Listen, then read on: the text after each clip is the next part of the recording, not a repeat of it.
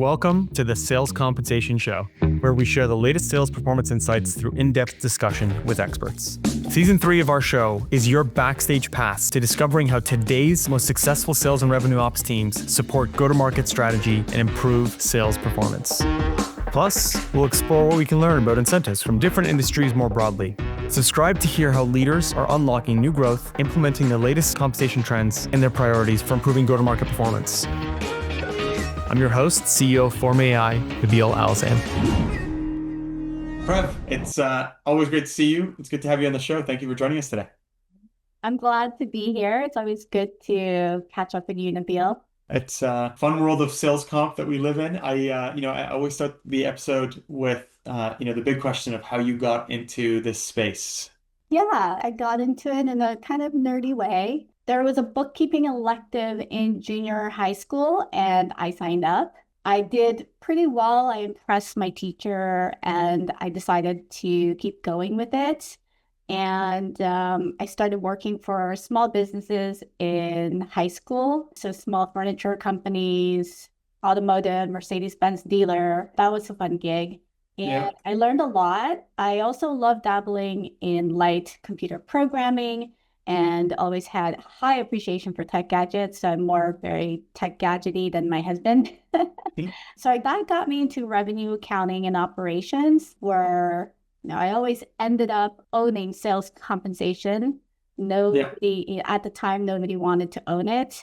So I always had it in my ownership bucket. And halfway through my career, I pivoted fully to sales comp when that industry started becoming more and more appreciated. There were tools, there were systems, it was more process engagement. And that's how I ended up in sales comp. It is funny how it's like it does get relegated to whoever's willing to do it, because nobody wanted it at the time because they didn't want to deal with conflict and friction when it comes to people's paychecks.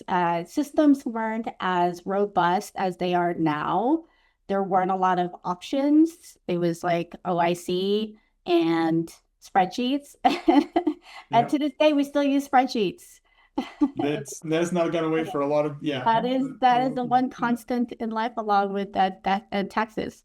The spreadsheet is still the language, unfortunately, of sales comp. But I think what makes it difficult is, to your point, it is the conflict, and it is a very stressful. Like, you need to be 100% accurate. There's a lot of time difficulty of you're constantly jumping from payroll cycle to quarter end, etc. I don't know how you find this, but the data logic and the definition at the data level is a totally different world than the business definition. And so that difference between metric and data definition is one of the most difficult things to cross. It's technical speak to business speak, and you have to be that translation layer.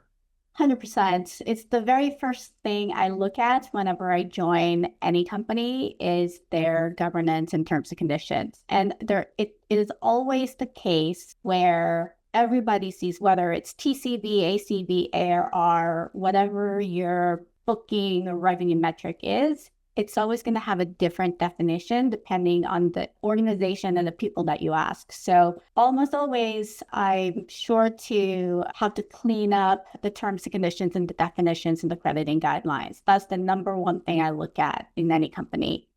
And not only is it different by company, but at scale, what we see is it's different depending on the geo or the channel that you're selling through. And so that just compounds in complexity, because even within the same company, you ask someone what's the definition of this, and it really depends on where they're selling and how they're selling. So it's a very, very difficult challenge. So at one point you realize this is my calling, I'm going to stick to it, and I'm going to go through. And so how did the experience earlier in your career kind of carry forward to how you run sales comp teams today? I got my big break in the tech world, Silicon Valley. I used to live in Santa Cruz. And so in order to make serious money and be engaged and participate in the tech rise at the time, it was important that I, go over the hill, is what we referred to it. Go to It's a beautiful drive over Yeah, that hill it was too. Yeah. 17 drive. I could, at the time I could drive it with my eyes closed. Don't recommend that people do that. So I landed my first gig as a revenue accountant, which at the time was just what we see today as quote to cash Yeah. and a little bit of revenue accounting and a little bit of revenue operations. Very small company, Sherpa Corporation. Got my first big break from them. The manager, I was still going through college, and the manager gave me a chance and saw my potential. We had a good rapport. I answered his questions really well. I created enough of an impression. And so he gave me a chance. That was my entry into the tech world. And I haven't really left since. And from that first big break, I like to, give others the same opportunity. So kind of a pay it forward kind of thing, because everybody deserves a chance. Some people are very restrictive about like education, experience. A lot of people have to start somewhere. And so a lot of my teams early on were just starting out like I was. And so if we had a good fit between us in how we communicated, rapport with each other. I'm more of a gut feel person when it comes to certain things, especially hiring. Sometimes it backfires, admittedly, but more often than not, it's pretty successful in building relationships and seeing talent. Yeah, I mean, hiring and talent building is part of like running any sales comp team or any team really, but it's hard, right? Like, it's funny. Over the years, I've grown more confident in trusting my gut on Mhm. talent and people, but I've grown less confident in my overall ability to, even when my gut says yes, like my overall confidence on how successful that person will be is actually declined. So I used to be like, very bullish if I thought that this person was good. But really, it's so hard in an interview process, unless you actively work together and kind of set up a more of like a trial period to actually truly assess how good someone is. So you can try your best and kind of get a bunch of signals, but my hit rate on gut feel, if I don't have a good gut feel, is almost 100%. And that's why I always thought when it's like your gut it's this kind of like signal aggregator of Yeah. signals that you may not even be aware of, and you do have to trust it as a part of the process. But your goal to should be to try to build as much data collection so that you can find the talent. Because I don't know Yeah. about you, but like building it, the team makes or breaks how you're running your sales comp operation. Oh, absolutely. And I've had, I mean, I was with Mongo for almost 11 years, and I've had a really long, successful run. But there were bits and pieces in time where, okay, this isn't the right person. And so you have the responsibility and you have to hold yourself accountable for that hire or that mishire Yeah, and be proactive about doing something about it. Otherwise, the rest of the team suffers, the processes suffer, the company suffers, the people you're paying suffers, and you make a mistake. You made a mistake, right? Mistakes happen, and what we do to course correct is the most important part, and that to me always shows that whole process of identifying, accepting, owning up to it, and then doing something about it immediately. That to me, that how a person proceeds in that process, how quickly they do that, and how humble they stay within that process. It's hard to admit mistakes, right? But they happen. And so got to be able to move forward, build forward from that, learn from it, and keep going. And 100%. be ready to I have those hard conversations. Because, if you hire the rest of your team right, they will call you out.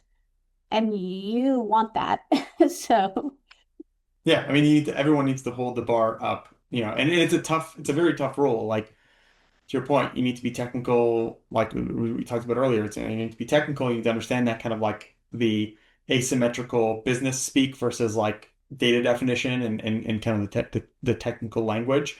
But then you do have a customer base that you need to serve, right? yeah, And you need there's to a get the human payouts element. on time, and it's mission critical. So it's a very tough role. I actually it's interesting. You're the hiring like younger people in their career journey, not necessarily young age-wise, but just people earlier in their career journey. It's actually a very lucrative opportunity because you get a very broad lens to how the business operates, right? You get to see the way the data flows through, the meaning of the different products and what it means to run the revenue organization. So it's Yeah, I think you also have to be willing as a leader to invest your time. You're not just believing in this person, but you're saying to yourself, I'm willing to invest time in you so that you could be better than me in the future, like achieve your potential and more if you want. So yeah. that the other person has to want it too. And I've had interviewees who came off of the interview horribly, but they were talented. Their skill set was second to none in the entire candidate pool. So if you take a chance on the seemingly, still very talented individual, but has a low personality, and help them evolve and coach them, to work. Of course, they have to be comfortable, but you have Yeah. to be willing to invest. That's been a lot of my, in the latter half of my career, that's been a lot of what I've done and engaged in is investing myself in developing others. That's where I find the most fun and fulfilling with my job. And so, you've again been at different organizations, you've scaled over the many years.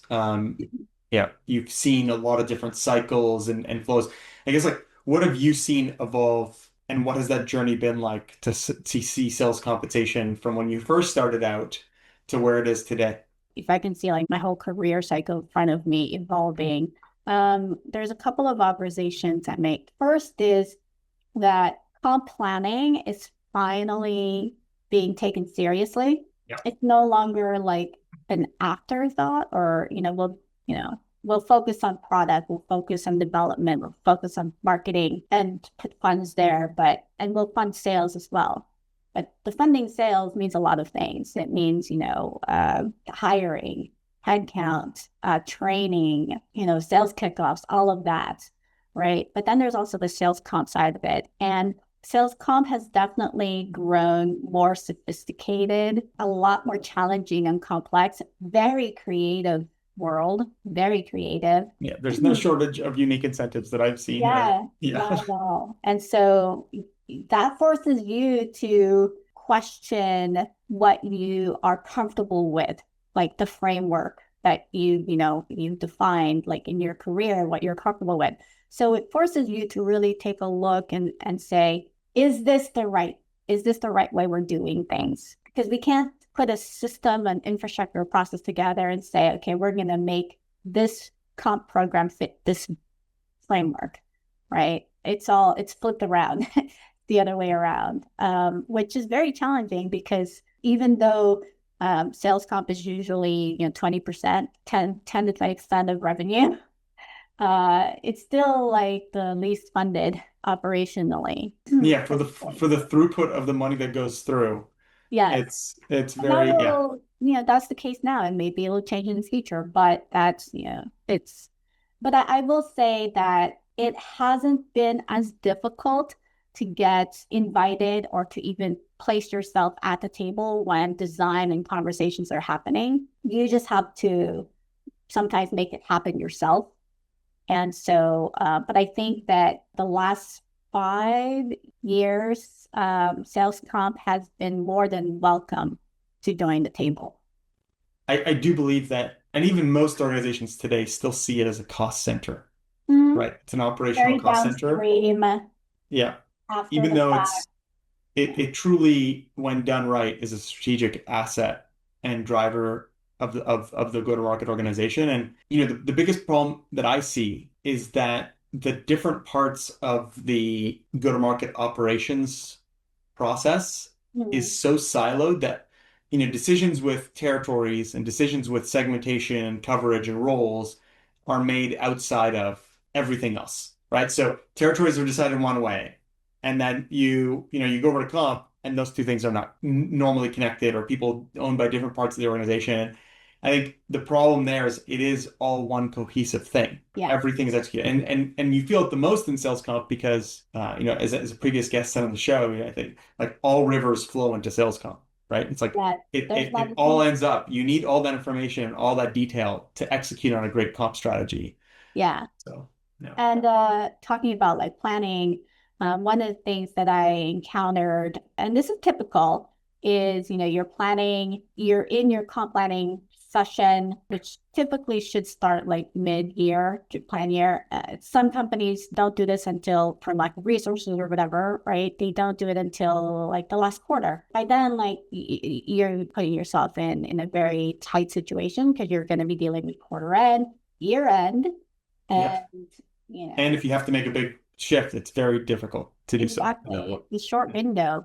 And so, during one of the plannings, I noticed that, yeah, I saw the strategy timeline, and the draft of it was missing partners, essays, and professional services. And because the thinking was to focus on field at the time and then handle everybody else later.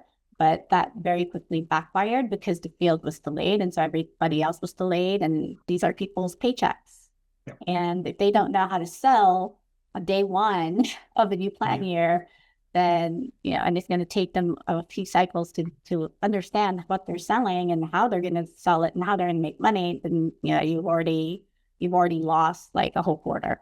The lack of clarity at the beginning of the year has such a bigger impact. I mean, there is a lot of other distractions and there's, sales kickoff, et cetera. But the tighter you can get that, the more alignment you can get around that kind of that launch, the better you're going to end up doing. You just buy yourself time to Yeah. course correct too. Yeah, I couldn't agree more. So jumping, right into some of my favorite, questions that I ask on the shows. Given again your experience, I guess like what's a hot take that you have in the world of sales comp? Let's see.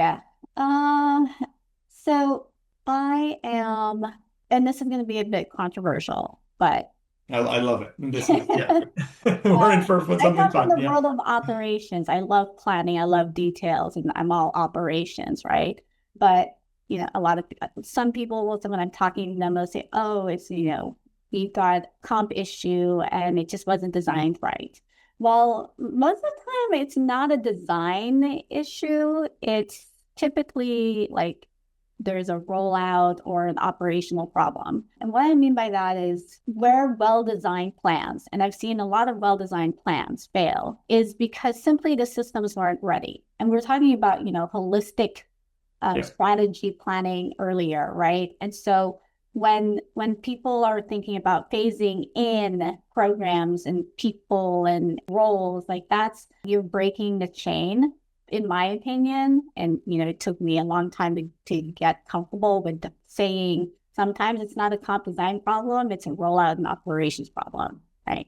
So we over focus planning on like the mechanics, but reps they're not involved in the design, right? They're not experiencing the design. I mean, they're during the planning stage, yeah, their leadership is in discussion whether or not they can, certain programs are feasible and they can really sell it, and reps will be on board and they understand the crediting guidelines. But when things get overcomplicated and the reps like start looking at their dashboards and expecting a payment to be one thing, but then they see something completely different, then it doesn't match. So the reps don't understand their plan in the first month, and they don't agree, they don't experience, or they don't like what they're seeing in their dashboards, then it's already broken, right? Yeah.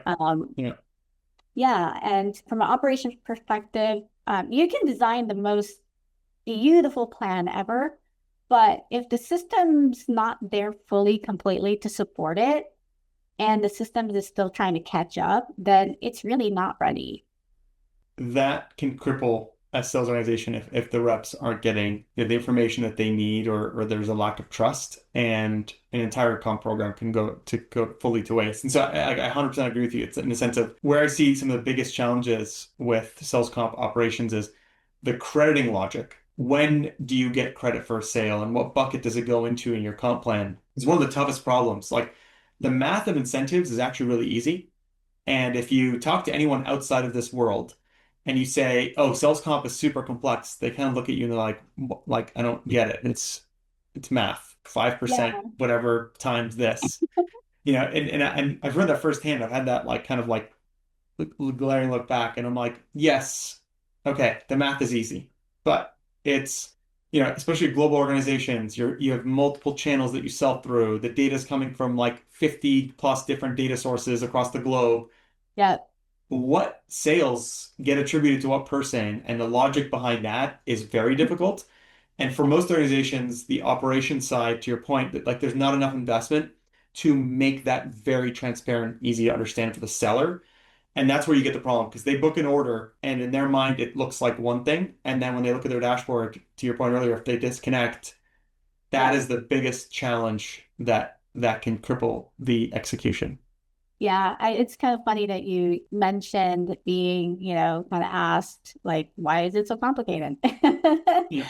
During my career break, as I was looking for my next opportunity, my father was asking my husband, like, what exactly does she do? Because I was in sales and I earned commission. I sold and I then had to was paid commission. What does she do? Yeah. And I had to explain to my husband that, and my father-in-law, like, yeah, okay, you sell something and you should get a commission. But in a global company with all these complex products and ways of slicing and dicing and sharing their booking with other, team members Yeah. halfway around the world, like there's a lot of complexities and layers between point A to point Z. And Yeah. so the piece in the middle is what I'm involved in. And sometimes it takes, 30 people to do that. Yeah, no, 100%. It's a complicated problem, and most organizations don't make it easy on themselves because there's not even consistency at the data layer. There's not consistency at the business definition layer, and so yeah, that's it's certainly a hard challenge. And so, I mean, I agree. You want to have a planning discussion and design discussion that's centered around the behaviors that you want, but you need to translate that back to, okay, operationally, how are we going to do this to make sure that that communication Yeah, and it's is good there? to it's good to have that partnership with the rest of the stakeholders in the downstream process, be part of at least be in the room and the timing of when you start all these discussions and how early they get involved in the process that can be determined and scheduled appropriately, but they have to be there early on, as Yeah. early as possible. Going a slightly different direction, I guess, like what's a common sales performance myth or misconception that you hear, you catch and see come up all the time? It's funny because you're talking about like complex designs and layers, but and again, this is going to be probably controversial, but the thought process that simpler plans always perform better. That is not always, that is sometimes the opposite of what you want. Simplicity is very important, gaining efficiencies where you can, but oversimplifying can, disconnect the plan, the intention of the plan with how the business actually is growing. The real goal, the real focus should be on just clarity, not simplicity. So sometimes those two get conflated. So you can have a very complex plan that is clearly understood or a simple plan that's misunderstood and mistrusted. I know it's a bit controversial for some people, but I'm seasoned and I've seen it fall, backfire when you Yeah, go too I simple. yeah, it's controversial when you say civil plans are not always better, and then like it's because truly simplicity is better, but it's only better if you capture the same meaning, right? Like if you lose meaning of it, if you lose That the intention. clarity, then what's the point of simplifying? You've simplified for the sake of simplifying. You haven't simplified while still maintaining the objective. And then the other part is sometimes you'll see comp plans that are designed by a sales leader and the incentives look simple. And you're like, okay, so great, you've designed a simple plan. But the crediting logic is so complex Yes. that you still, and with lack of clarity, that you end up with in a worse spot than had you had a more complex plan, but that was actually better tied to the crediting logic. And you just took the one time to explain that level of complexity. And I think there's this element of like people think the math needs to be simple. The math is a fraction of the difficulty of sales comp plans. And Yeah. again, rarely do we spend enough time on kind of explaining truly the crediting logic of when do you get credit for something?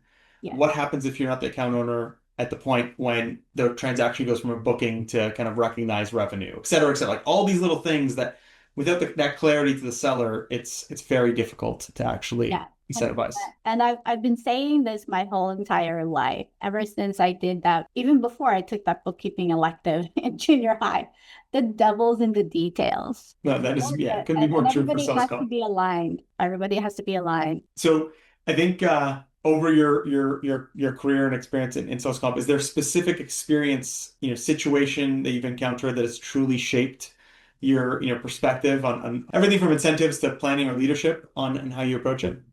Yeah. So, and I'm comfortable in sharing this. This is one of those learning moments for me that I share with everybody that wants to know, that asks me this question. So early in my career, very young manager, this was the next career path after the big break I had.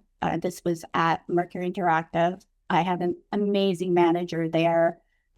She was a wonderful director, and she was an amazing coaching mentor. Still to this day, I hold her up high. She gave me my first break in management. So early in my career, I was very young. I led very aggressively. I delivered excellent results, I must say. But while I was great at execution, I didn't always have the right alignment and buy-in. So I rolled out a program without involving a key stakeholder, the person who actually owned the process. While the program worked out, the rollout was harder than it needed to be because I didn't have, again, that true buy-in. So that changed how I led. And now I prioritize early alignment because execution without it creates friction. And it's something that if it's something that's impacted me when I project manage, when I coach, when I talk to salespeople. I always, try to understand the point of view of the other side. There's two sides to the story. You put yourself in somebody else's shoes. Like, you don't always know the situation. And so that's made me, come to the table more open, more willing to listen early on in my career. So previously, my reputation preceded itself not in the most positive way. Now it precedes itself in a more positive light. There's so much stakeholder management and team management in sales comp. Like, it is again, it's a complex process, a lot of project management. You have to get a lot of people together, and alignment certainly streamlines it a lot. So these tough experiences, like, the earlier you learn them and go through that pain, the better, because then you just bring it down to the rest of your career. So yeah, no, I think, for the audience, like, I certainly, think that clarity is not just on the comp plan side. I think that clarity of, like, to the team and the owners and kind of getting alignment throughout, it really does help and facilitate And the execution. I also learned from, because my manager, the director, she was the one who, because I didn't see any issues with it at first, right? And so she was mature enough, and she was unafraid to have that difficult conversation with me. And she approached me and told me, Prev, what do you think could have made this whole situation better? Is there anything you think, Prev, that you should have done differently? And do you think there was, not that there was a mistake here, but do you have a stake in this? What was your responsibility in this whole process? Not just as the person managing this program and rolling it out. Beyond that, what else was your role? And if I hadn't had that early on, overachiever type A personality, where that, directionally, I would have continued on to be a very aggressive leader. And that just wasn't something that is going to be successful, especially in, the environment that we're in today. Yeah. So I'm happy that she talked to me. She set me aside and was very upfront and honest with me about her observations. Again, it was rooted in facts. I was supported enough to have the conversation later on with that individual, that stakeholder that was excluded. And to this day, we're still in contact. Yeah, no, I mean, and these lessons go a long way, right? In terms of, like, how they cascade out to how you now manage your team, et cetera, right? And I think that's certainly helps. Before we wrap up, we always ask our guests two questions. So first, in the industry, who would you most like to take out to lunch, and why? So when I think about this question, it's a no-brainer for me. I would actually just, reached out to this person, my first manager, Very nice. Yeah. Vishal, right? And so I would really like to catch up with the person and kind of see where we're at today. The people that help, curate and kind of set you on a path from a career perspective, I think they're, have a tremendous influence and Yeah, direction. no, So yeah, I that love that. his and he didn't just like give me my first break, he was actually my first mentor. And so that one opportunity, the fact that he took a chance on me, that one opportunity really stuck with me and changed the trajectory of my career. Okay, second question. What's a book, podcast, a resource that has helped shape your career that you'd like to share with the audience? I just started reading this book, Bounce Forward by Amy Purdy. She's a three-time Paralympian gold medalist Wow. and a silver and bronze medalist. But so she was on a Zoom call on Monday, this past Monday, and was introduced to her book. And as she was speaking and sharing her story, her mindset really stuck with me. So early in her youth, at 19, she caught a virus, and they don't know how it happened. She lost both her legs, and she's no longer a competitive snowboarder, but snowboarding was her life. She was a strong athlete at that time. And the way, of course, she went through like all, the emotional, physical challenges, but the way she tackled the situation that life has dealt her was very inspirational. She ended up changing because there were no equipment for snowboarding for para, for Okay, yeah. yeah. And she's one of the early founders of I can't recall the company, but her company works with other companies, and they developed this what you now see in the Paralympic sports in snowboarding. And Amazing. she's engaged in motivational speaking, and she was at this call on Monday, and her mindset of bouncing forward, so you build forward. So a lot of times when we go through adversity and challenges, we say, well, bounce back, right? But you think about it, and her perspective really, changed my way of thinking on this. Like, we don't really want to go back in time and be there again. Like, we're not bouncing back, like we're bouncing forward. So we're building forward. And that's the name of Yeah, the book. that's a great mentality. Yeah. Yeah. And so Yeah. that's, it's like I can think of comp in that way because we go through over our cycles, we go through challenges. Sometimes plans don't work out. Sometimes we roll something out and it just completely like, Yeah. Business direction changes drastically. yeah. Yeah. And Yeah. so, things will break. Again, what matters is, how fast we adapt and rebuild. I always love kind of the resources and kind of, whether it's books or content that is totally outside the field, but you bring back to your kind of day-to-day operation. I love that. Bounce forward. Yeah, it Yeah. resonates both like in the personal and professional space. I thought I highly recommend the book.